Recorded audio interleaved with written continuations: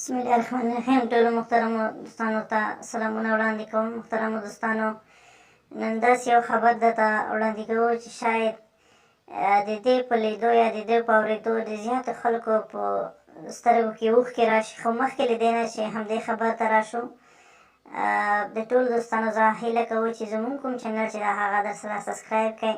لاندې د سبسکرایب کومه بټن چې دا په هغې باندې کلیک وکړئ. راځم خپل خبر ته.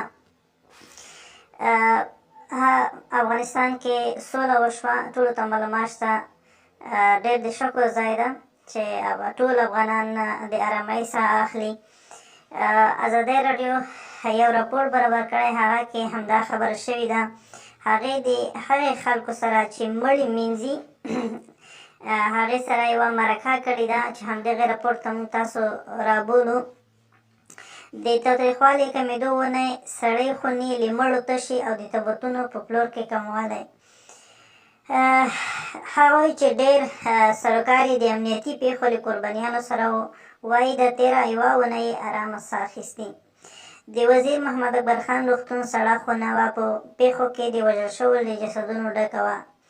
د دې روغتون د مسؤلینو په وینا په تېره یوه اونۍ کې په کومه پیښه کې د وژل شوي کوم جسد دې روغتون ته نه دی وړل شوی. د وزیر محمد اکبر خان روغتون د سړې خونې مسؤل ذبیح الله وایي چې له یوې اونۍ را په دې خوا د دې سړې خونې یخچالونه تش دي.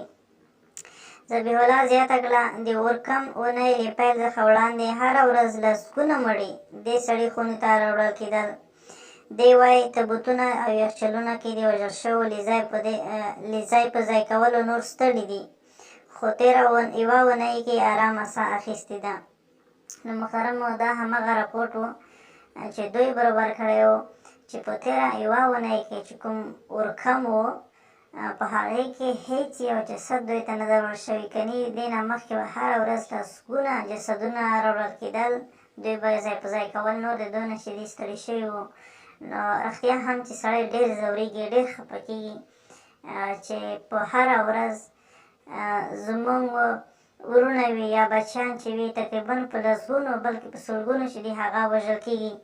نو خدای دې وکړي چې په افغانستان کې د دې نه وروسته دایمي سوله راشي او نوره د دې جسدونو او زیاتو تبتونو نه خلاص شو.